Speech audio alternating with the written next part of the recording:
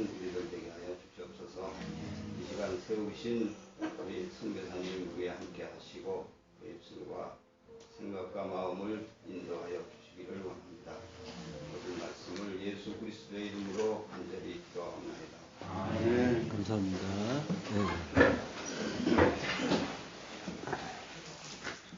예, 누가복음 12장 35절 독하시겠습니다. 허리에 띠를 띠고 등불을 켜고 서 있으라. 너희는 마치 그 주인이 혼인집에서 돌아와 문을 두드리면 곧 열어주려고 기다리는 사람과 같이 되라. 주인이 와서 깨어있는 것을 보면 그 종들은 복이 있으리로다. 내가 진실로 너희에게 이르노니 주인이 띠를 띠고 그 종들을 자리에 앉히고 나와 수종하리라. 주인이 혹 이경에나 혹 삼경에 이르러서도 종들의 이같이 하는 것을 보면 그 종들은 복이 있으리로다. 너희도 아는 바니 집주인이 만일 도적이 어느 때에 이를 줄 알았다면 그 집을 뚫지 못하게 하였으리라. 이러므로 너희도 얘기하고 있으라. 생각지 않은 때에 인자가 오리라 하시니라. 아멘. 예. 원어중심 성경 강의 제9강 그레고레오 깨어있으라 첫 번째 시간입니다.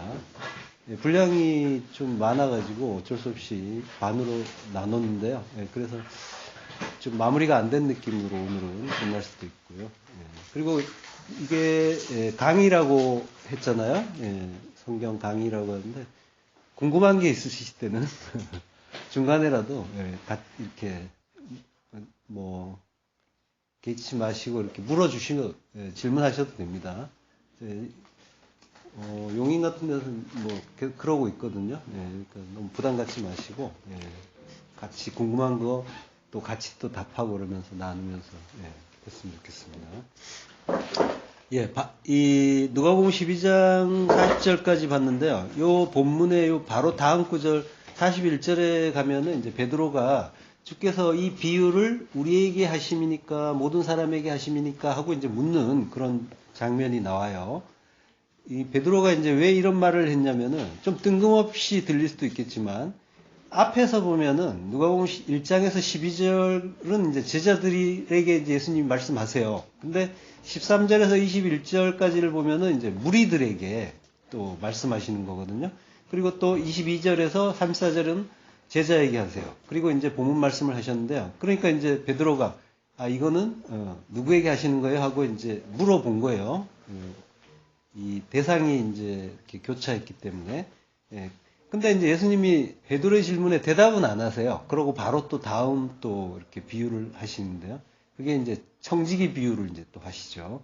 그러니까 베드로가 이제 엉뚱한 말을 한 건 아닌데 예수님도 이 듣는 사람, 청자를 한정한 게 아니기 때문에 그 질문에 이제 대답을 굳이 하지 않으신 거죠. 이 대상은 들을 귀 있는 자 모두인 거죠. 들을 귀는 주님이 열어 주셔야지 그 들을 귀가 되는 거죠. 그러니까 이게 듣고 싶다고 들리는 게 아니고 지금 이제 비유라고 했잖아요. 지금 말씀하신 것도 비유고 앞에서도 계속 비유의 말씀이 나온단 말이에요. 파라볼레라고 하는데 이게 이제 곁에다가 던진다라는 의미예요. 바로 주지 않고 직접적으로 주지 않고 옆으로 던진다라는 게 이제 비유인 거죠. 마태복음 13장 34절에 보면요. 예수께서 이 모든 것을 무리에게 비유로 말씀하시고 비유가 아니면 아무것도 말씀하지 아니하셨으니 이는 선지자를 통하여 말씀하신 바 내가 입을 열어 비유로 말하고 창세부터 감추인 것들을 드러내리라 함을 이루려 하심이라. 이 35절 말씀은 이제 시편 78편 2절을 인용하신 거예요. 내가 입을 열어 비유로 말하며 예로부터 감추어졌던 것을 드러내려 하니라고 하죠. 그러니까 비유로 이제 그 모든 말씀을 비유로 말씀하셨다고 하는데 성경 자체가 사실은 비유인 거죠. 이게 이 성경 자체는 그 산에 있는 스님들도 읽어요. 그 경전의 하나로서 이제 공부를 한단 말이죠. 다른 그 종교인들도 성경을 읽습니다. 또 이제 감옥 같은 데 가면은 이제 할 일이 없는 시간이 많으니까 이제 성경을 가지고 뭐 이렇게 암송하기도 하고 이제 그런 일들도 있단 말이죠. 그렇지만은 그 사람들이 진리를 아는 건 아니죠. 그러니까 겉으로 드러난 걸 읽었다고 해서 그 뜻을 이해할 수 있는 건 아니에요. 성령이라는 이 하나님 말씀이라는 게 그런 거란 말이죠. 그러니까 전부 비유가 되는 거죠. 옆으로 준 거기 때문에 그걸 누군가가 깨닫게 하지 않으면은 절대로 이해할 수 없는 게 이 말씀인 거죠. 이 하나님이 허락하지 않으면 이 절대로 아무도 알아먹지 못하는 그 내용이 이제 그 성경이라는 건데 그 이유가 있습니다. 이사야서 6장 10절 이 백성의 마음을 둔하게 하며 그들의 귀가 막히고 그들의 눈이 감기게 하라. 염려하건대 그들이 눈으로 보고 귀로 듣고 마음으로 깨닫고 다시 돌아와 고침을 받을까 하노라 하시기로. 예. 그러니까 본다고 해서 그걸 깨닫고 돌아올 수가 없는 이유가 하나님이 막아버리셨다는 거예요. 귀가 막히고 눈이 감기게 해버리라는 거죠. 그래서 그 막힌 귀와 감긴 눈을 하나님이 열어주셔야만 그 진리가 이제 하나님의 뜻이 깨달아지는 거죠. 이게 하나님의 크신 뜻이란 말이죠. 그래서 많은 사람들이 성경을 읽는다고 하고 예배를 드린다고 하는데 이 진리를 이제 모르는 거죠. 하나님의 뜻이, 참 뜻이 뭔지를 하나님이 막아버리셨기 때문에 이런 일이 일어나는 거예요. 그러니까 거꾸로 얘기하면 하나님이 열어준 자는 그러면 눈과 귀가 열려서 알아먹게 되는 거고 알아먹으면 어떻게 된다는 거죠? 돌아오게 된다는 거죠. 돌아온다는 말은 슈브예요. 슈브는 회개한다는 겁니다. 그러니까 회개라는 거는 내 죄, 내가 지은 잘못된 행동 이런 것을 반성하는 그런 차원이 아니라 완전히 돌이키게 되는 거죠. 땅을 향하던 모든 것들, 자기를 향하던 모든 것들이 멈추게 되고 하나님께로 하늘로 향하게 되는 거죠. 돌아서게 되는 것. 돌아오지 못하게 했는데 하나님이 눈과 귀를 막아서 돌아오지 못하게 했는데 그걸 열어주시고 뚫어주셔서 돌아올 수 있도록 허락해 주시는 게 회개인 거죠. 그러니까 회개조차도 알고 보면은 우리가 할 수 있는 일이 아니라는 거죠. 하나님이 허락해 주실 때 우리가 돌아갈 수 있고 그게 그 완전한 돌이킴을 회개라고 하는 거죠. 고린도전서 1장 29절 이는 아무 육체도 하나님 앞에 자랑하지 못하게 하려 하심이라. 예. 왜? 그 막히게 하신 이유가 여기에 나와 있는 거죠. 자랑할 수 없게 만드는 거예요. 그러니까 오직 하나님의 은혜만 찬양하게 찬송하게 하려고 하나님은 이렇게 하셨다는 거죠. 그러니까 우리가 뭘 좀 잘 안다고 진리를 좀 더 많이 안다고 자랑할 수가 없는 거죠. 그러니까 하나님의 은혜가 아니면 우리는 이 눈과 귀가 열릴 수가 없는 거고 마음으로 깨닫는 일도 없단 말이죠. 가끔 인터넷에 보면은 성경의 진리를 가지고 서로 비판하기도 하고 논쟁하는 그런 모습도 볼 수가 있는데요. 그렇지만은 내가 그 하나님의 뜻을 아는 건 전부 전적인 하나님의 은혜다라는 걸 바르게 아는 사람은 결코 남을 비판하거나 논쟁하지 않는다는 거예요. 이게 은혜로 주어졌다는 걸, 전적인 은혜로 주어졌다는 걸 아는 자는. 논쟁하고 비판한다는 거는 그게 내 거라는 거예요. 내가 그걸 알아냈다라는 거예요. 그러니까 내가 자랑할 것이 있으니까 다른 사람에게 자랑하는 거고 비판하는 거고 그러는 거죠. 그러니까 은혜를 아는 자. 하나님은 이걸 만들려고 하는 거란 말이에요. 은혜 아는 자. 은혜를 알게 하기 위해서. 그래서 그가 하나님을 찬송할 수 있게 되는 그걸 원하시는 거죠. 그래서 그 은혜 알면은 더욱더 엎드리고 겸손해지고 그리고 말도 줄어드는 거죠. 그래서 진실로 은혜 받은 자는 자기 눈과 귀가 어떻게 열렸는지를 아는 자인 거예요. 나의 그 깨달음이 어디서부터 왔는가를 나의 노력과 열심으로 된 게 절대로 아니라는 걸 아는 자만이 엎드릴 수가 있는 거고 그리고 감사할 수가 있는 거죠. 그러니까 스스로 열었다고 하는 자는 자기가 자랑할 게 많기 때문에 그 많은 그런 논쟁 그리고 비판 이런 것들을 그런 행위를 한단 말이죠. 그러니까 은혜로 모든 것이 주어졌다라고 할 때는 자랑할 게 없어진다라는 거죠. 이 하나님의 이 뜻이 여기에 있단 말이죠. 천국에 백성들이 모였는데 거기에서도 내가 잘났다라고 하는 자가 있으면은 그곳이 바로 서는 곳이 아니겠죠. 오직 하나님의 은혜 덕분입니다를 알고 자기 면류관 던지는 자, 하나님께 돌려드리는 자, 그들의 나라란 말이죠. 누가복음 12장 35절 허리에 띠를 띠고 등불을 켜고 서 있으라라고 하죠. 본문에서 허리, 오스피스, 띠를 띈다라는 말은 이제 페리존님이 둘러서 졸라매는 거, 꽉 조여서 이제 하나 되는 거죠. 그리고 리크노스, 등불을 카이오, 켜다라고 하는 거죠. 그리고 등불을 켜고 서 있으라라고 하는데요. 이 직역을 해보면은 에스토산 휘몬이라고 하는데 너희는 되라라는 거예요. 너희는 띠를 띤 허리와 불을 켠 등불이 되라라고 하는 거예요. 되라라고 한다면은 그 명령을 받은 자는 어떻게 돼요?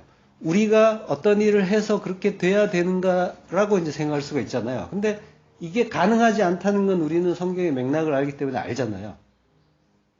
이건 다 모든 건 하나님이 이루어 주셔야지 되는데 우리 보고 되라라고 하신단 말이에요.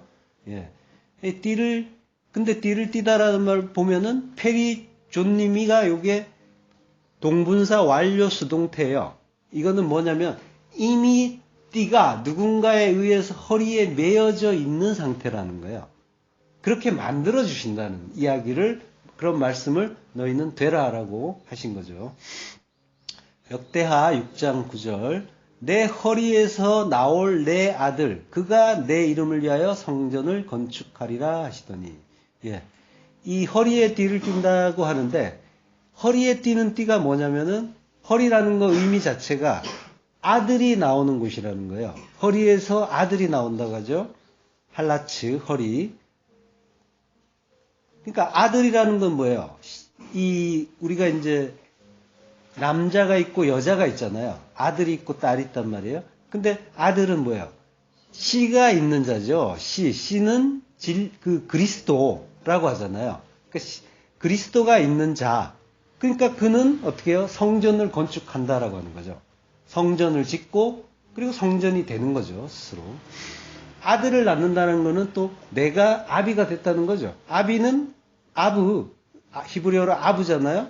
아부는 하나님의 성전이란 뜻이잖아요. 하자면 하나님의 성전, 진리의 성전이 되는 거죠. 그러니까 띠는 진리를 말한단 말이에요. 그 진리, 그 씨에 의해서 그 띠, 우리가 이제 그 씨를 가진 자는 이제 아들이 되잖아요. 그러니까 띠라는 거는 자체는 띠를 허리에 동인다라는 의미는 진리가 된다라는 의미예요. 허리에 진리의 띠가 있으면은 그 사람에게 이제 생명의 전수가 이루어지는 게 되는 거죠. 요한복음 1장 18절 내가 진실로 내게 이르노니 젊어서는 내가 스스로 띠띠고 원하는 곳으로 다녔거니와 늙어서는 내 팔을 벌리리니 남이 내게 띠띠우고 원치 아니하는 곳으로 데려가리라. 이거 예수님이 베드로에게 하신 말씀이죠. 그 스스로 띠띠우는 띠가 있다고 하시고 그리고 남이 띠우는 띠가 있다고 하시잖아요. 스스로 띠띠우면은 자기가 원하는 곳으로 갈 수가 있고 그런데 남이 띠띠우면은 자기가 원치 않는 곳으로 끌려간다고 하죠.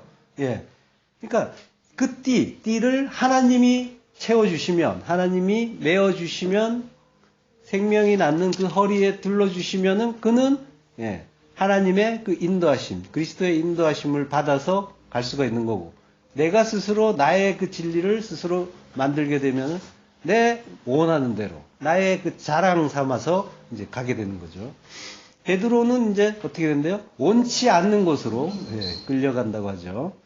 예수 그리스도에 의해서 허리에 띠를 띠고 원치 않는 곳으로 간다고 하는데 거기가 어딜까요? 원치 않는 곳은 십자가죠. 골고다 언덕. 그러니까 베드로가 그래서 이제 십자가에서 달려 죽는 모습을 이제 보여주는 거죠. 진리의 허리띠는 진리를 우리에게 주시면은 그 말씀, 그 진리에 의해서 우리가 가는 곳은 십자가의 죽음의 자리라는 거죠. 무트 타무트라고 하잖아요. 무트. 진리가 가는 곳은 종착역이 mem과 타우잖아요. 타우가 마지막이란 말이에요. 종말. 그 마지막 자리는 죽음이라는 거죠. 무트가 죽음이잖아요. 그러니까 진리의 허리띠는 성도를 십자가로 끌고 가서 죽이는 거란 말이에요. 그곳이 생명이 나오는 자리, 성전이 건축되는 자리인 거죠. 출애굽기 12장 11절 너희는 그것을 이렇게 먹을지니 허리에 띠를 띠고 발에 신을 신고 손에 지팡이를 잡고 급히 먹으라. 이것이 여호와의 유월절이니라. 허리에 띠를 띠고 먹으라고 하죠. 그리고 발에 신도 신고 손에 지팡이도 잡고. 근데 그것을 먹으라고 하는데 뭘 먹으라는 거죠? 유월절 어린 양 고기를 먹는 거죠. 그러니까 그 허리에 띠를 띠고 발에 신을 신고 손에 지팡이를 잡고 급히 먹는 거는 결국 생명의 말씀이라는 거죠. 내 살과 피를 먹으라고 하셨잖아요. 그러니까 유월절 어린 양을 먹는 거는 말씀을 먹는다는 게 되는 거죠. 그러니까 말씀을 먹고 그리스도의 그 진리의 말씀을 먹고 그 애굽에서 세상에서 나에게서 나가야 되는 거죠. 먹을 때 이제 지팡이를 들고 먹으라고 하시는데 지팡이 들고 먹으면 굉장히 불편하잖아요, 사실은. 근데 그걸 들고 먹으라고 하세요. 마켈이라고 합니다. 지팡이는. 이 지팡이라는 말은 이제 가르친다는 의미가 있어요. 그 마켈이라 이 마켈이란 말을 파자하면 말씀 진리로 소망을 가르친다 이런 의미가 되죠. 그리고 지팡이는 싹이 나야 되는 거죠. 싹난 지팡이. 원래 마른 나무까지인데, 그러니까 죽은 나무, 저주의 나무인데, 거기에 싹이 나는, 생명의 싹이 나는 소망의 나무가 되는 거죠. 그게 지팡이죠. 그걸로 가르쳐 주시는 거죠. 생명을, 소망을. 시편 23편 1절. 여호와는 나의 목자시니 내게 부족함이 없으리로다. 그가 나를 푸른 풀밭에 누이시며 쉴만한 물가로 인도하시는도다. 내 영혼을 소생시키시고 자기 이름을 위하여 의의 길로 인도하시는도다. 내가 사망의 음침한 골짜기로 다닐지라도 해를 두려워하지 않을 것은 주께서 나와 함께 하심이라. 주의 지팡이와 막대기가 나를 안위하시나이다. 여호와는 나의 목자시라고 해요. 여호와 하나님, 구원하시는 하나님. 예수 그리스도께서 나의 목자라고 하시는 거죠. 생명의 양식, 말씀의 그 꼴을 먹여주시고, 그리고 먹여준다는 말이 이제 또 사귄다, 교제한다 그런 의미가 있어요. 그렇게 소통하는 친구가 우리의 목자신 거죠. 라가 이제 풀을 뜯기다, 먹이다, 사귀다, 친구가 되다 이런 의미잖아요. 그래서 내게 부족함이 없다라고 하는 거죠. 하세르, 부족하다, 필요하다. 필요한 것이 없다. 그리고 감소하다는 뜻도 있죠. 감소하는 것도 없다. 손해가 없다는 얘기죠. 우리가 이제 그 인생 속에서 뭔가 이제 부족하고 필요하고 감소하고 손해보고 이런 것들을 이제 많이 느끼잖아요. 뭔가 더 필요한 게 있는 것 같고, 그리고 또 더 이익을 볼 수 있었던 것 같은데, 덜 이익 봤을 때도 손해봤다고 생각하잖아요. 그리고 뭐 돈 띄인 거 있으면은 그런 거 있으면 이제 자다가도 일어나고, 또 누구 말 듣고 뭔가 투자했는데 반토막도 나고 막 반의 반토막도 나고 막 그러잖아요. 자다가 일어나가지고 내 돈이 생선이냐 이 나쁜 놈아 막 이러면서 호공에다 대고 욕도 하고. 이런 분은 뭐예요? 아직 선한 목자의 인도하심을 받은 게 아니죠. 선한 목자의 인도하심을 받는 자는 뭐예요? 부족함이 없다라는 거는 채워준다는 말이 아니라 어떤 길로 인도하셔도 그것은 가장 좋은 것으로 주고 계시다는 그런 믿음에서 나오는 그런 부족함 없는 마음인 거죠. 우리가 이제 인생 속에서, 생활 속에서 사실 그 가장 두려워하는 거는 손해보는 거예요. 알고 보면은. 그러니까 우리 인생은 어떻게 보면은 이제 어떻게 하면 내가 손해를 덜 보고, 손해를 덜 본다는 거는 가장 큰 이익을 얻는가, 이런 쪽으로 이제 그걸 기본적으로 당연히 생각한단 말이에요. 인지상정이라고 하죠. 예. 근데 이제 손해라는 거는 그 의미 속에는 어떤 기준치가 있다는 거죠. 그 기준치에 부족하면 손해라고 하잖아요. 근데 우리가 그 기준치를 어떻게 잡냐면 항상 내가 얻을 수 있는 가장 최고치라고 이제 그걸 잡는단 말이에요. 터무니없이 높게 잡는 게 아니라 어쨌든 내가 생각할 수 있는 가장 최고, 그걸로 이제 목표를 잡는단 말이에요. 뭐, 간단하게 이제 예를 들자면은 시장에서 이제 뭐, 야채나 채소나 과일을 산다고 할 때도 목표는 가장 싼 가격에 맛도 좋고 양도 가장 많이 주는 곳이 되는 거죠. 그래서 이 가게 저 가게 둘러본단 말이에요. 그래서 비교도 해보는데, 그래서 제일 좋은 조건, 제일 나은 조건인 곳에 가서 그 가게에서 물건을 사죠. 근데 돌아오는 길에 길 건너편에 다른 가게에서 보니까 내가 산 가게보다 좀 더 싸고 더 많이 준다는 걸 알게 될 때 어떤 마음이 듭니까? 이때 손해봤구나, 이런 마음이 들잖아요. 예. 그런 식으로 우리가 이제 인생을 산단 말이에요. 인생이 그렇게 선택의 연속인데 우리는 그 선택들이 최선의 선택이길 바라는 거예요. 근데 대부분의 선택은 최선은 안 되죠. 어떨 때는 왕창 손해보는 그런 상황으로 가기도 하고. 근데 왜 이런 현상이 나타났냐면 아까도 말씀드렸지만 나를 인도하는 목자가 선한 목자가 아니었기 때문이라는 거예요. 악한 목자인 거예요. 선한 목자가 아니면 악한 목자겠죠. 엉터리 목자. 예. 그 마귀가 나를 인도했다라는 거예요. 마귀의 정체는 항상 나라고 했잖아요. 나의 그 두 마음이, 선악의 두 마음이 발동하면서 갈 때, 내가 하나님 노릇하고 왕 노릇을 하게 될 때 우리는 끊임없이 최선을 찾아야 될 텐데 하는 그런 조바심을 내면서 살아간단 말이에요. 근데 항상 최선은 안 나온단 말이에요. 거의. 그래서 그것 때문에 괴로워하는 거죠. 내가 하나님 노릇하는 그 일, 그 왕 노릇을 할 때 나는 결국 손해를 볼 수밖에 없고 부족하다고 느낄 수밖에 없고, 그리고 스트레스를 받는 거죠. 이 선악의 판단을 이제 율법이라고 하잖아요. 그리고 그 율법을 또 짐이라고 하시죠. 수고하고 무거운 짐진 자들아 내게로 오라라고 하시잖아요. 그러니까 우리가 스스로 짐지고 괴로워하는 거죠. 알고 보면은. 자, 그러니까 율법의 그 짐을 벗은 성도, 내가 나 중심으로 좋고 나쁜 걸 판단하지 않는 그 상태로 갔을 때, 그럴 때는 어떨까요? 최선을 찾으려고 하는 게 아니라, 그렇게 노심초사하는 게 아니라 하나님이 인도하시는 그 길이 최선이라고 깨닫고 믿고 그러고 감사하는 거죠.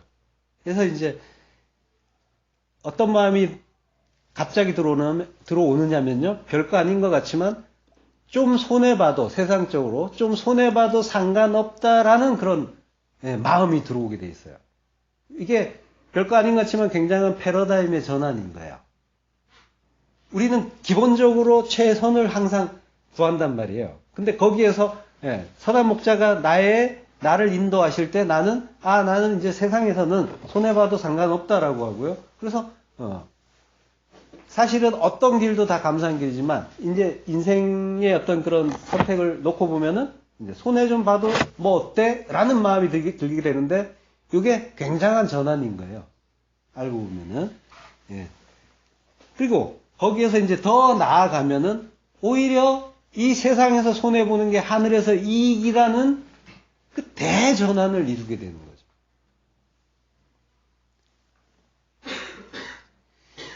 두 번째 2절에 보면요, 그가 나를 푸른 풀밭에 누이시며 쉴만한 물가로 인도하시는도다라고 해요. 쉴만한 물가는 쉼의 물이라고 하는 거예요. 마임 메누하라고 하는데요. 쉼의 물, 안식의 물인 거죠. 그리로 하나님이 선한 목자가 인도해 준다라고 하시는 거예요. 그러니까 이 안식의 물이라는 거는 뭐냐면, 물은 말씀 진리잖아요. 그러니까 말씀을 들은 자는 안식으로 가는 거죠. 어떤 안식이냐면 십자가 죽음의 안식인 거예요. 그래서 거기에서 쉬는 거죠. 거기에 드디어 쉼이 있는 거예요. 우리의 부단한 그 노심초사가 멈춰지는 거죠. 그 일곱째 날의 그 안식은 여섯째 날 그 십자가의 죽음으로 이루어지는 거란 말이에요. 그 죽음은 진리로, 그 말씀으로, 생명의 말씀으로 이루어지는 거죠. 그럴 때 나는 나을, 물 있는 곳으로 인도하여 쉬게 되는 거죠. 회복하고, 그리고 먹고 마시는 그 나할로 가는 거죠. 그 푸른 풀밭에 누인다고 하는데, 그거 누인다는 말은 이제 라바치예요. 이것도 역시 쉬다, 휴식하다라는 말이에요.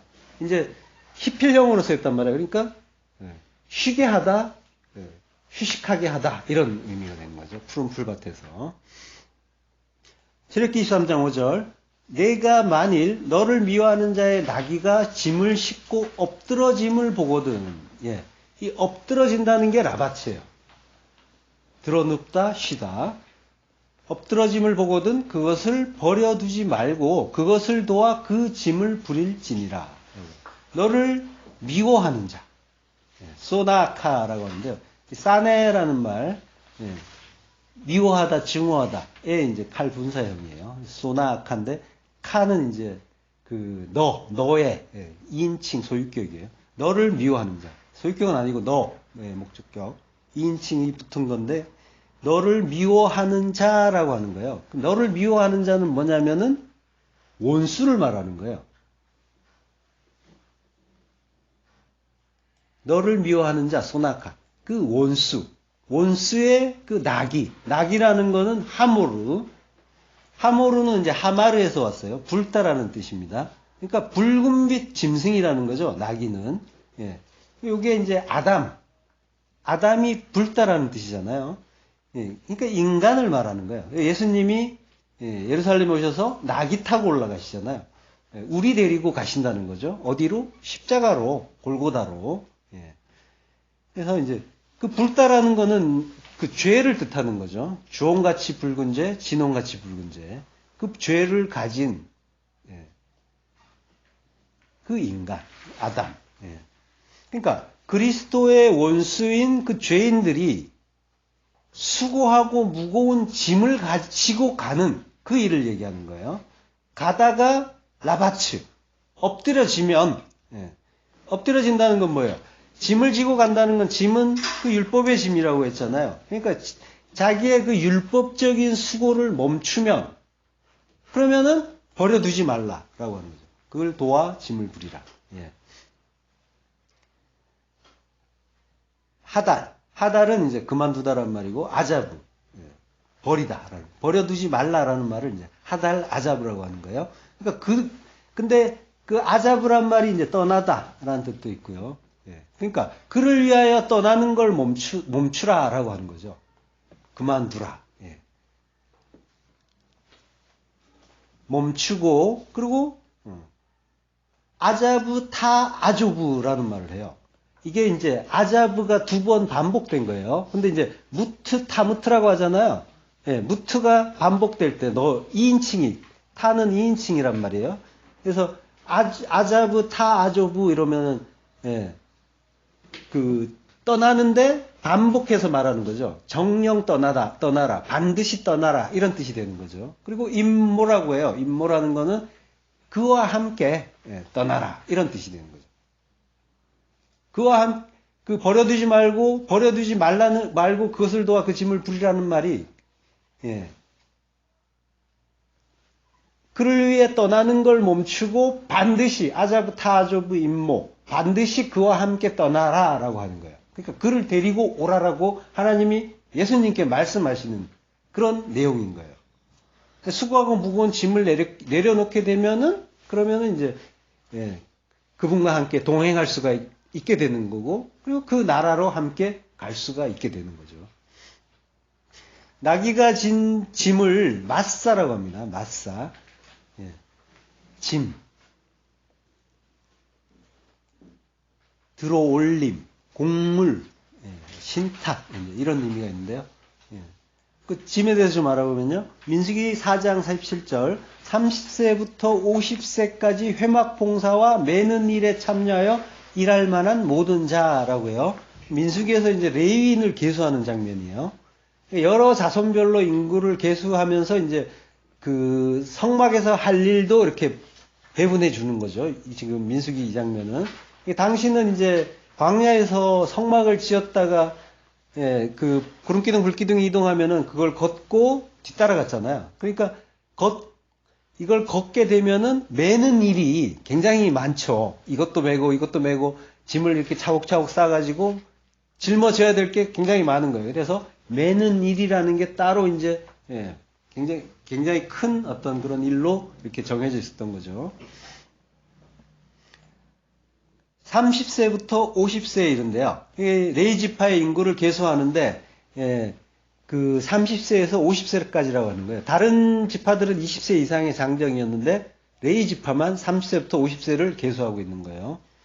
이걸 계수해 가지고 뭐 게르손 자손은 회막의 휘장과 외부 덮개를 운반하는 일을 이제 맡기기도 하고요. 그리고 무라리 지파는 장막의 기둥들 밑받침을 메고 운반하고 뭐 이런 일들을 이제 많이 분배했는데 이런 것들이 매는 일인 거예요. 맞사.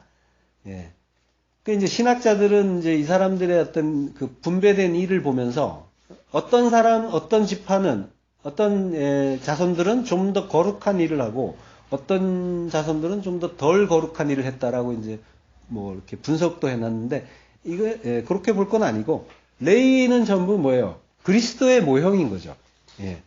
그러니까 그들이 맡았던 성전의 일들은 뭐예요? 전부 메시아의 일인 거예요. 레위인이 성전에서 3세까지 50세 봉사한다고 하죠. 성전에서 일하는 건 30세부터죠. 제사장들은 이제 30세부터라고 하잖아요. 30세부터라는 말은 이제 밑벤 셜로심 샤나라고 해요. 이 셜로심이 이제 30이라는 건데요. 밑벤이라는 거는 벤 아들. 그리고 샤나라는 말은 해, 연 이런 말이에요. 그러니까 30 그 해의 30의 아들로부터 이런 의미가 되는 거죠. 직역을 하면 이 샤나라는 거는 해를 뜻하는데 연도 해 연. 요거는 이제 그 의미가 샤나라는 동사에서 왔어요. 바꾸다 변하다라는 말이에요. 소리 발음은 똑같아요. 샤나인데 그 해 연의 속성이 바뀌고 변하는 거라는 의미인 거죠. 동사가 바꾸다 변하다니까. 그러니까 그 의미는 뭐냐면 해라는 거는 우리에게 이제 해가 거듭해서 계속 주어지고 있는데 이 해라는 거는 그 속성은 뭐냐면 하나님이 우리에게 깨달으라고 말씀하시는 건 뭐냐면은 변해야 된다라는 걸 가르쳐 주시는 거예요. 바뀌어야 된다. 우리는 이제 그걸 모른 채 계속 바뀌면은 어떻게 돼요? 쌓기만 하겠죠. 쌓기만 한다는 건 그거는 바벨탑 쌓는 일인 거고 결국은 무너질 일. 이제 진리를 듣고 깨달으면은 변할 수가 있겠죠. 바뀔 수가 있겠죠. 그러면 새로운 피조물로 새롭게 거듭나는 그 일이 이제 샤나에 담겨 있는 거죠. 그래서 그 해의 30의 아들이라는 건 그럼 뭐냐면은 30의 그 30의 변화를 이룬 아들이라는 거죠. 벤 하마심 샤나. 그리고 벤 샬로심 샤나. 요거는 이제 그 30의 변화를 이룬 아들이 되는 거고요. 50은 벤 하마심 샤나. 요거는 이제 50의 변화를 이룬 아들. 이렇게 되는 거죠. 30은 좀 이따가 얘기하고요. 그 50이라는 거는 희년이잖아요. 희년이 된 아들. 그 진리를 알고 희년의 자유. 희년에 자유케 되잖아요. 진리를 알고 자유케 된 아들이 되는 거죠. 이 사람들이 하는 일이 뭐라고요? 봉사와 짐을 매는 일이라고요. 매는 일. 근데 봉사라는 말이 뭐냐면 아보다예요. 아보다가 노동일, 수고, 노역, 봉사, 섬김이라는 의미예요. 그리고 매는 일은 아보다 마사라고요. 요거는 이제 짐을 매는 봉사인 거죠. 30에서 이제 30의 설명을 좀 해드리자면은 30이라는 거는 3이라는 거는 이제 하늘의 수잖아요. 하늘의 수로 완성이 되면 30이 되는 거죠. 요나도 3일 밤낮 물고기 뱃속에서 있고, 그리고 예수님도 무덤에서 3일, 바울의 삼층천도 있죠. 그러니까 하늘이 이제 3이란 말이에요. 3을 완전히 이루면 30이 되는 거죠. 예수님도 30의 공생애를 시작하고, 레위인도 30의 이제 예수님의 모형인 거죠. 그리스도의 모형. 30에 이제 일을 시작하는 모습을 볼 수가 있죠. 그래서 50이라고 하죠. 50은 이제 7일의 희년.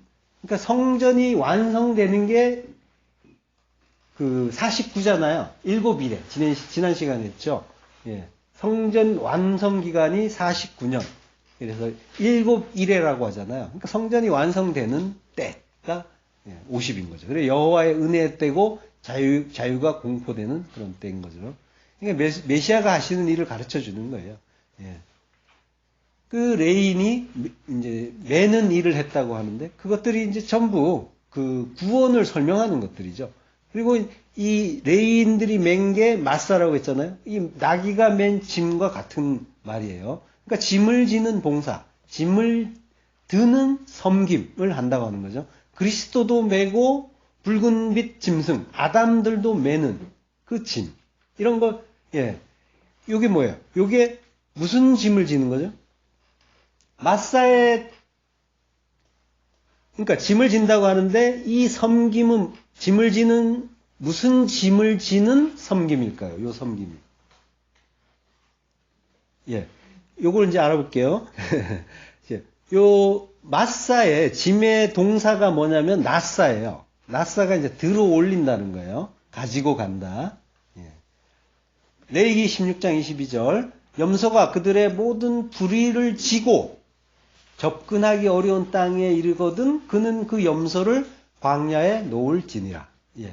염소는 아사셀 염소죠. 아사셀 염소가 이제 대속제일에 이스라엘의 모든 불의, 그 아온이라고 하는 아온, 죄, 이걸 전부 전가받고 그 죄를 모두 지고 이스라엘 진에서 떠나서 광야로 쫓겨나는 거죠. 그래서 그 대속으로 그 이스라엘을 대속해서 광야에서 죽는 그걸 이제 아사셀 염소가 그리스도의 모형으로 보여지잖아요. 마태복음 16장 24절. 이에 예수께서 제자들에게 이르시되 누구든지 나를 따라오려거든 자기를 부인하고 자기 십자가를 지고 나를 따를 것이니라. 지고 가는 거는 결국 뭡니까? 십자가인 거죠. 우리의 모든 죄가 거기에 담기는 거죠. 십자가에. 십자가 지는 봉사와 섬김을 그리스도가 해주시는 거죠. 그 죽음이 자기 백성을 위한 섬김인 거죠. 근데 아까 아사셀 염소가 나왔는데 왜 아사셀 염소를 보낼까요? 어린 양도 있는데 어린 양은 이제 분명한 예수님의 그 어떤 모형이잖아요. 역대하 11장 15절에 보면요. 여로보암이 여러 산당과 순염소 우상과 자기가 만든 송아지 우상을 위하여 친히 제사장들을 세움이라 라고 해요. 그러니까 순염소는 그 이방의 우상이었던 거죠. 샤이르라고 하는데. 그러니까 아사셀 염소가 진 밖으로 나가서 그 죽는데 그 보내는 것이 죄와 함께 모든 그 우상, 그 우상이라는 거는 정체는 결국 자기라고 했잖아요.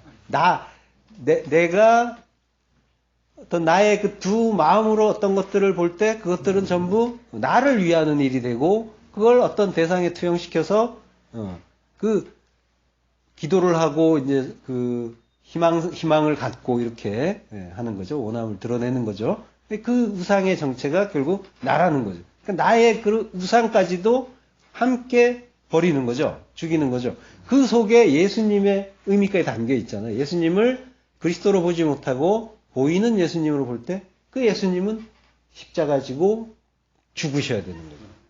그래서 그 십자가에서 육이 다 도말이 될 때, 삭제가 될 때 그 말씀만 남아서 그리스도로 내 안에 오셔서 구원을 이루어 주시는 거죠.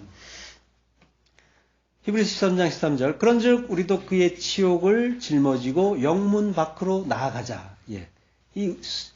그 아사셀 염소가 한 그 일을 히브리서에서 보여주는 거죠. 예. 자, 진리의 허리띠로 들어가서요. 에베소 6장 14절 그런즉 서서 진리로 너희 허리띠를 띠고 의의 호신경을 붙이고 라고요. 허리띠는 진리의 허리띠인 거죠. 졸라맨다는 건 이제 하나가 된다는 거고요. 의의 호신경을 붙인다라는 거는 엔디오 도락스 디카요 시네라고요. 예. 그 의로 그 의의 흉배 도락스 흉배 가슴에 이렇게 붙이는 흉배로 옷을 입으라라는 거죠. 에베소 6장 14절 그런즉 죄송합니다. 이건 예, 진리로 너의 허리에 띠를 띠고라고요. 진리라는 거는 그러면 진리를 알면은 이 허리에 띠를 띠게 되면 진리가 너희를 자유케 된다고 하시죠. 예, 그러면은 진리라는 것 자체는 뭐예요? 진리라는 거는 진리의 의미는 알레테이아라고 하죠. 알레테이아의 의미는 가려져 있지 않다라는 거예요. 그러니까 하나님이 이 세상을 이 호코스모스 하에레츠를 우리에게 주셨어요. 이걸로 이제 하늘을 알고 아들이 되어서 돌아오면은 그걸 이제 구원이라고 하시는 거죠. 근데 이제 아까도 봤지만은 하나님이 열어주시지 않으면 아무도 그걸 올바로 볼 수가 없다는 거죠. 그렇게 올바로 보지 못하는 자들에게 세상은 가려져 있는 거예요. 그래서 그것들의 내용이 보이는 게 아니라 그것들의 외모만 보이는 거죠. 그 외모가 아니라 중심을 보신다고 하시는 게 그 의미인 거고, 예. 그렇게 가려져 있을 때 그걸 이제 에레브라고 하잖아요. 저녁이라고 하잖아요. 저녁이라는 말 자체가, 에레브라는 말 자체가 뭔가에 덮여 있다라는 말이에요. 그래서 저녁이 어두운 거죠. 그래서 그 어둠에서 빛과 어둠이 섞여 있는 상태, 혼합된 상태가 저녁이잖아요. 그 상태에서 저녁이 되고 아침이 되면 이제 구원인 거죠. 아침은 보케르는 밝히 드러난 상태죠. 그래서 해가 뜨는 아침, 하나님의 조명에 의해서 모든 것이 밝히 보이는 상태. 그게 아침인 거죠. 그러면은 성전을 무너뜨리고 다시 시작하시는 그 일이 되는 거죠. 거듭나고 부활하고. 저녁과 아침 사이에는 밤이 있단 말이에요. 밤은 라일이라고 해요. 라일은 이제 가르쳐 준다는 의미예요. 라메드가 두 개가 있단 말이에요. 그 라메드가 가르쳐 준다라는 그런 의미죠. 그러니까 빛이신 예수님의 그 진리의 말씀을 통해서 잘 배우면은 그러면 아침이 되는 거고 그러면 가려지지 않은 진리가 밝히 드러나는 그 일이 되는 거죠. 그래서 이제 진리의 실체는 예수 그리스도시란 말이에요. 그분의 그 말씀. 그게 이제 밝히 드러나는. 그러니까 그전에는 가려져 있고 본다고 하는데 소경이고 깜깜한 저녁이고 에레브. 예. 모든 것이 이제 뒤섞여 있는 그런 상태였던 거죠. 요게 모든 것이 그 그리스도의 그 진리로 보이게 되면은 이제 그걸 파루지아, 이제 재림이라고 하는 거죠. 예수님이 이제 다시 온다고 하셨잖아요. 그래서 오늘 주인이 다시 온다라고 하면서 깨어 있으라 하고 떠났어요. 그러니까 결국 뭐예요? 성경은 전체는 예수님이 떠나시고 다시 오시는 이야기란 말이에요. 그게 전부 구원 이야기고 그 예수님의 재림 이야기인 거예요. 그래서 예수님이 오시면은 그러면은 이제 끝이 나는 거죠. 근데 이제 뭐 예수님이 구름 타고 오신다라고 이제 하는데 구름 타고 오시는 게 아니라고 했잖아요. 구름과 함께 구름과 함께 오시는데 그 오시면은 그 오시는 곳이 내 안이란 말이죠. 그래서 내 안에 오시면은 종말이고 종말은 내 안에서 이루어지는 거고 그러면 그게 내 안에서 예수님이 재림하신 일이 되는 거죠. 그래서 성령이 그리스도의 영이 내 안에 오시면은 우리는 이제 모든 것을 밝히 보는 상태가 되는 거죠. 죄에 대하여 의에 대하여 심판에 대하여 책망한다고 하시는데 엘렌코라고 한단 말이에요. 이게 밝히 드러낸다는 말이에요. 그러니까 밝히 드러내는 것 자체로 죄의 세상을 드러내는 거니까 그게 이제 책망의 의미가 있는 거죠. 요한복음 16장 8절 그가 와서 죄에 대하여 의에 대하여 심판에 대하여 세상을 책망하시리라. 죄에 대하여라 함은 그들이 나를 믿지 아니하며 죄의에 대하여라 함은 내가 아버지께로 가니 너희가 다시 나를 보지 못하며 심판에 대하여라 함은 이 세상 임금이 심판을 받았습니다. 예. 그가 와서 그는 보혜사 성령이시죠. 그가 와서 죄에 대하여 의에 대하여 심판에 대하여 세상을 밝히 호코스모스를 밝히 엘렌코 드러낸다라고 하는 거죠.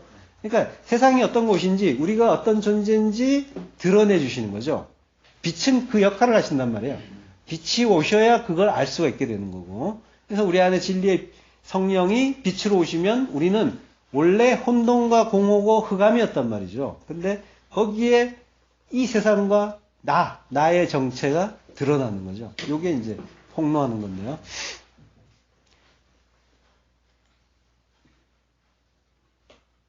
예, 그렇게 드러나면은 이 세상의 의미를 알게 되니까 그때 세상은 나에게서 의미를 잃어가는 거죠. 여기에 이제 내가 세상에 대해서 죽는 거죠.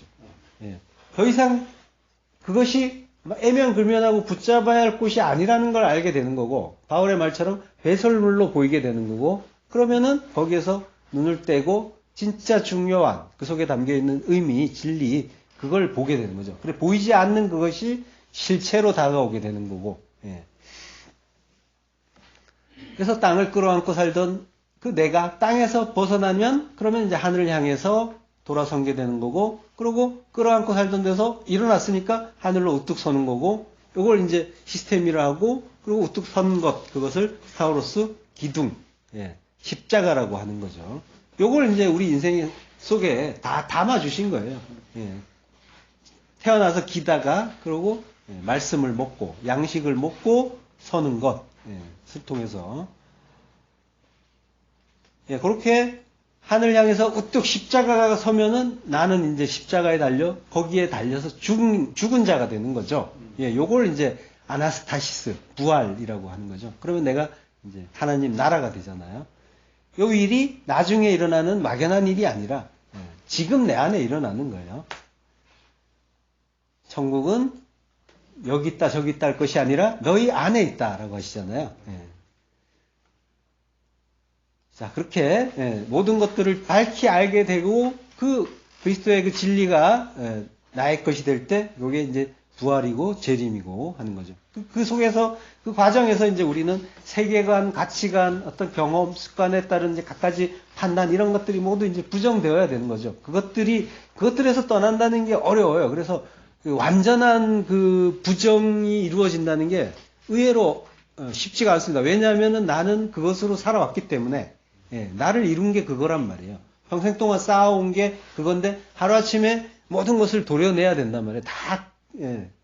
다 이렇게 완전히 돌 위에 돌 하나 남지 않고 완전히 박살이 나야 되는데 이게 쉬운 일이 아니란 말이죠. 예. 어쨌든 예, 그 일을 이제 하나님이 예수 그리스도께서 우리 안에서 이루어 주시는 일인 거죠. 그러니까 기독교의 본질은 적당히 착한 사람 되는 게 아니란 말이에요. 니고데모 되는 거를 이제 목표로 해서 가르쳐 주는 것들이 많은데 예, 그게 아니라 완전히 다른 사람이 되는 거죠. 예. 새로운 피조물로. 예. 그럴 때 새로운 피조물이라는 의미 속에는 옛사람, 옛것은 완전히 없어졌다라는 그런 의미까지 들어있는 거죠.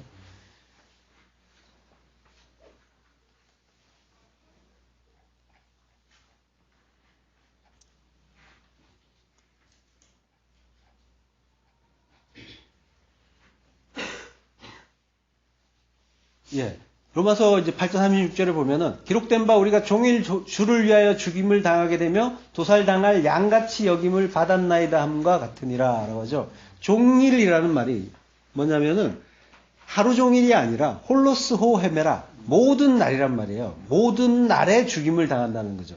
그러니까 진리를 알게 되면 욤이라는 거, 그 헤메라라는 말이 이제 욤이잖아요. 빛이 있는 때, 그때가 낮이다, 날이다라고 한단 말이에요. 근데 빛이 있다라는 건 내가 진리를 받은 때예요. 그럼 진리를 받은 때부터는 모든 날이 나는 죽임을 당하는 날이라는 얘기예요. 예.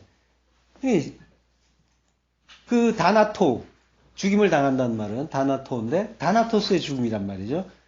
그러니까 인생 자체, 우리의 이제 그 진리를 알게 된 이후의 인생 자체는 죽기 위해서 존재하는 거예요. 그 의미가. 그러니까 나의 그걸로 뭔가를 이루는 게 아니라 나의 모든 것들을 부정하고 죽여가는 그 시간이라는 거예요. 그래서 그 자기 부인의 죽음을 죽는 거죠. 인생 내내 하는 일은 그거라는 거예요. 그 죽음을 죽게 된다는 거죠. 출애굽 때 이스라엘이 이제 40년 동안 광야를 돌았잖아요. 그 이야기 하는 거예요. 살을 이루기 위해서 그 네 번째 아가페, 그 사랑으로 완성되는 성전이 되기 위한 기간이 성도의 인생인 거예요. 40년 광야 생활이라는 게 우리의 그 진리를 알게 된 이후에 모든 인생을 얘기하는 거죠. 그 목적 자체가 낮추시고 시험하신다는 그 의미잖아요. 그걸 위해서 우리의 인생을 주셨다고 하잖아요. 물론 그 속에 우리가 깨닫기 이전의 모든 인생도 그걸 위한 인생이었어요. 사실은 그걸 이해할 수 있도록, 더 잘 이해할 수 있도록 모든 인생을 이제 우리를 인도해 주셨는데, 그래서 우리가 결국 성도는 진리를 안 이유만이 아니라 사실은 알고 보면 모든 인생 전체가 홀로스 헤메라가 전부 죽음의, 자기 부인의 그 죽음의 인생이라는 거죠. 그러니까 우리는 이 세상을 잘 살기 위해서 그 신앙생활을 하는 게 아니라 잘 죽기 위해서 사는 거죠.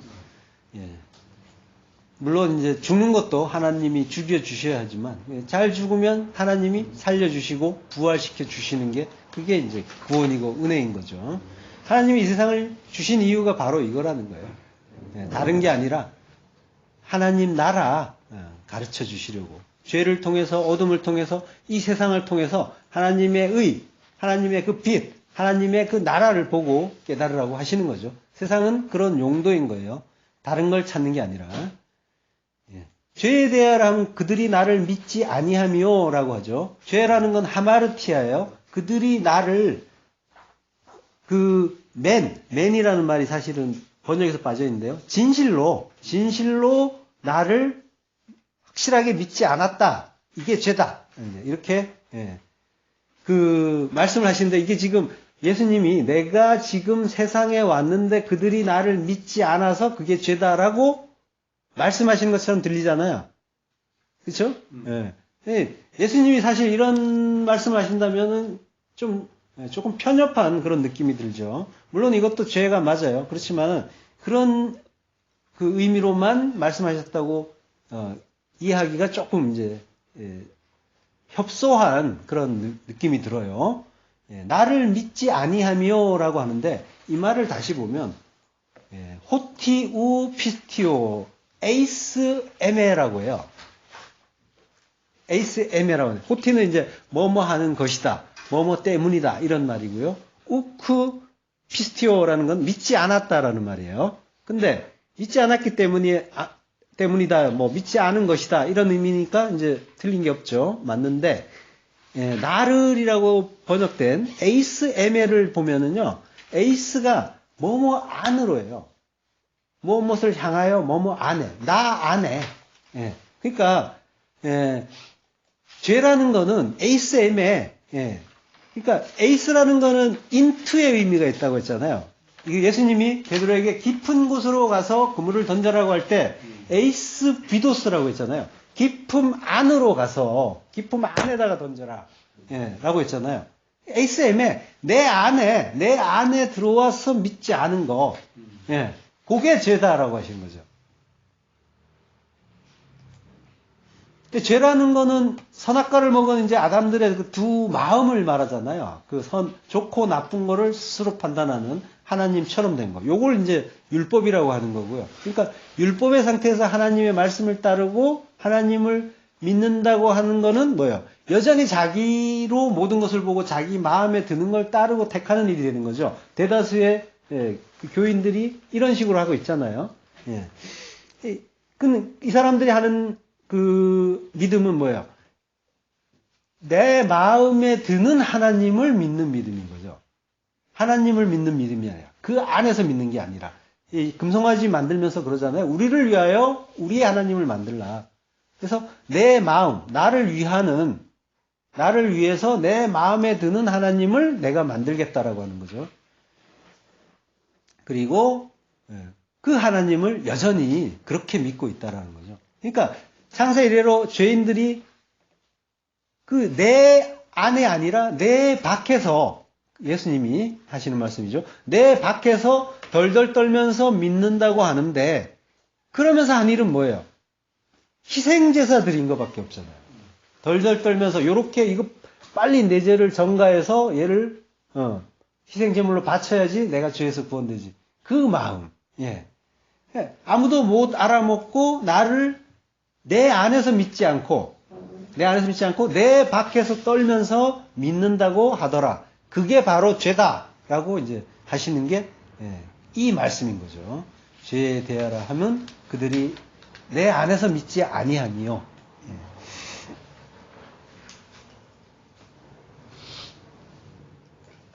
그 예수님이 말씀이 육신이 되어 오셨는데 그 옛 성전으로 오신 거죠. 그 육신으로 오셨으니까. 그래서 말씀을 하시는데 죄인들은 여전히 보이는 대로 보면서 오병이어로 이 세상을, 그 세상의 어떤 나의 육적인 필요를 채워주는 하나님, 그리고 아플 때 병낫게 주시는 하나님, 율법 잘 지키면 복 주시는 하나님으로 이제 알아버린 거죠. 그렇게 믿은 거죠. 그래서 쫓아오면서 우리의 왕이 돼주세요 라고 한 거죠. 나의 왕. 나의 왕은 이런 왕이야라는 그런 상을 만들어 놓고, 그건 뭐예요? 내가 원하는 거잖아요. 내가 원하는 걸 들어달라고 하는 게 요게 죄라는 거죠. 하마르티아. 방향이 빗나갔다는 거죠. 내 안으로 들어와야 되는데 내 밖으로 관역이 빗나간 거죠. 내 안으로 들어오는 게 믿음인데 내 안으로 들어오지 않으면은 죄다라고 하는 거죠.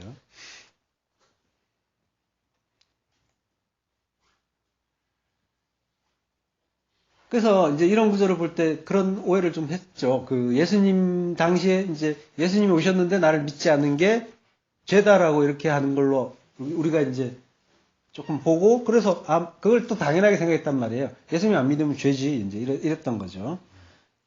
이제 이렇게 이제 간단하게 그런 도식적인 그런 상황으로 볼 게 아니라, 그러니까 이거는 뭐야? 교회에 나와서 이제 믿음이 있다라고 사람들이 이제 생겼다라고 하는데 알고 보면은 그게 전부 뭐예요? 밖에서, 예수님 밖에서 뭔가 행위를 통해서 다른 사람의 인정을 통해서 그거를 확인을 받으려고 하는 그런 일들이 많았단 말이에요. 그래서 사람들의 인정을 받으면은 믿음이 있는 걸로 이제 또 스스로 믿음 좋다 그러면 스스로 확신하게 되고, 이제 그런 자기 확신을 믿음이라고 오해를 했었던 거죠. 그렇지만은 믿음이라는 건 그런 차원이 아니라는 거죠. 에이스 크라이스트. 내가 그리스도 안에 있어야 그리스도의 믿음이 내 안에 있게 되는 거고, 그때 믿음 있는 존재가 되는 거죠. 그리고 그 믿음 자체도 내게 아니잖아요. 내가 그 안에 있어야 믿음 안에 있는 게 되는 거죠. 그걸 믿음이라고 하는 겁니다. 자, 의에 대하여라 함은 내가 아버지께로 가니, 페리디카이어 시네라고 하는데요. 아버지께로, 아버지를 향해서 가니 너희가 다시 나를 보지 못함이요. 우케티 데오레오. 더 이상 나를 볼 수가 없다라고 하는 거죠. 그러니까 예수님이 육신이 삭제가 되시고, 그래서 더 이상 예수님을 육신으로 보지 못하게 되고, 내 안에 영으로 오신 그리스도를 깨달아서 아는 것, 호라오라고 하잖아요. 호라오로 보게 되는 걸, 그걸 디카요시네, 의라고 하는 거죠. 그래서 이 죽지 않은 예수님을 아직도 많이 이제 만나고 싶어하고 보려고 한단 말이에요. 그 베드로가 우리의 그 오해를 이제 직접 보여줬잖아요. 야단을 맞으면서 예수님 죽으시면 안 돼요 하고 이제 붙잡은 거. 예수님은 죽어서 내 안으로 오셔야 되는데 죽으시면 안 된다고 하고 계속 붙잡아 놓는 거, 율법으로 죽지 않는 예수로 만들면은 그게 이 사탄인 거죠. 하나님을 대적하는 자. 죽으시면 안 돼요 하는 그 의미 속에는 살아서 나의 이 세상의 어떤 그런 필요한 것, 그리고 원하는 것, 이런 걸 들어달라라고 하는 그런 의미가 있는 거죠. 이거는 이제 예수님의 의미를 알지 못하는 거예요. 어떤 분인지 모르시는 거고, 구세주, 그 메시아, 그리스도가 어떤 분인지를 이해하지 못한다는 의미인 거죠. 그러니까 나는 그리스도의 대적자가 되는 거죠. 사탄이 이제 대적자잖아요. 베드로가 그걸 보여준 거죠. 이제 그거는 이제 의가 아니다라고 하시는 거예요. 불의라는 거죠. 예. 그러니까 예수님을 보지 못하는 것. 그래서 내 안에 오신 그 그리스도를 내가 보게 되는 것. 요게 이제 진짜 의인 거죠. 그래서 그분의 의인 거죠. 눈으로 볼 수 없도록 내 안에 오시는 게 그분의 의가 되는 거죠. 심판에 대하여라 함은 크리시스가 이제 심판, 판단, 결정이라는 거고요. 그래서 이 세상 임금이 심판을 받았으니라고요. 이 세상 임금이란 말이 나옵니다. 호 아르콘, 호 코스모스. 세상의 왕, 세상의 임금. 세상의 임금은 이제 흔히 마귀 사탄으로 알잖아요. 요한복음 12장 31절. 이제 이 세상의 심판이 이르렀으니 이 세상 임금이 쫓겨나리라. 세상 임금이 쫓겨난다는 이야기를 하는데 바로 다음에 뭐라고 하시냐면요. 내가 땅에서 들리면 모든 사람을 내게로 이끌겠노라 하시니. 이렇게 말씀하시면 자기가 어떠한 죽음으로 죽을 것을 보이심이로라. 그러니까 땅에서 들리는 그 일, 십자가에 달려서 죽으시는 그 일을 세상 임금이 쫓겨나는 일이다라고 하시는 거죠. 이제라는 말은 이제 닌인데요. 이제 심판이 이 세상에 있다라고 하는 거예요. 이 세상에 심판이 이르렀으니 하는 말이 이제 심판이 이 세상에 있다라고 하는 거죠. 이거는 이제 그 홍수 심판 그걸 이제 생각하시면 쉬워요. 그러니까 아랫물에 위의 물, 그 진리의 물이 내려오면 그 자체가 이제 심판인 거죠. 심판이라는 거는 어떤 멸망을 전제로 한 게 아니라 이것이 내 백성인가 아닌가를 판단하는, 가르는 그 일인 거예요. 심판. 세상 임금, 세상 죄를 모두 짊어져서 죄인 중에 괴수가 된 세상 임금이 이 세상에서 이제 쫓겨나는 거죠. 아사셀 염소가 쫓겨나는 그거. 그렇게 쫓겨나야지 우리의 모든 죄가 전가되고 삭제가 되고 사는 거죠. 그래야 그분이 우리 안에 다시 돌아올 수가 있으니까. 그러면은 이제 돌아오시면은 재림이란 말이죠. 시간이 얼마나 됐죠? 제가 그 말씀을 안 드린 것 같아요. 한 시간이 넘었네요. 제가 여기서 오늘 너무 길어가지고, 나눈다고 했는데, 제가 나눈다는 말씀을 드렸나요? 네. 예. 근데, 나누는 것이 좀 애매하긴 한데, 그 다음이 너무 길어가지고, 뭉터기가, 좀 어설프게 끝나는 느낌입니다만은, 요렇게, 오늘은 일단 마무리를, 죄송합니다. 가다 보니까 지금 마무리가 이상하게 마무리했네요. 그 세상 임금, 세상 임금은 우리가 이제 지금은 다 이제 아시겠지만 옛날에는 이제 마귀, 사탄 이렇게 알았잖아요. 근데 이제 그 세상 죄를 다 지고 가서 그래서 세상의 그 죄인 중에 괴수로 죽으시는 그래야만 그래서 모든 죄를 지고 간 그 아사셀 염소가 그분의 전형이라고 했잖아요. 그렇게 이 세상에서 쫓겨나는 것 요게 구원인 거고 그게 이제 재림이라는 거. 다음 시간에 계속하겠습니다. 하나님 감사합니다.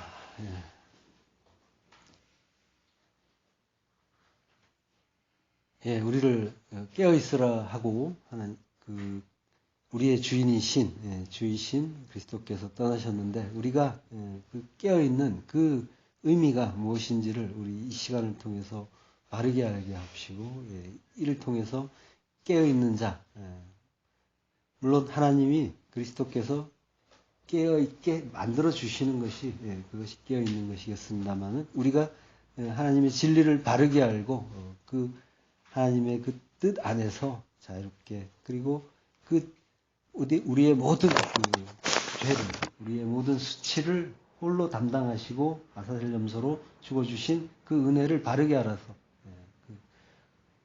자랑하고 그 남을 비판하는 것이 아니라 항상 감사하고 그 은혜를 감격하는 자, 성도 될 수 있도록 하나님 은혜를 내려 주옵소서. 예수 그리스도 이름으로 기도했습니다. 아멘.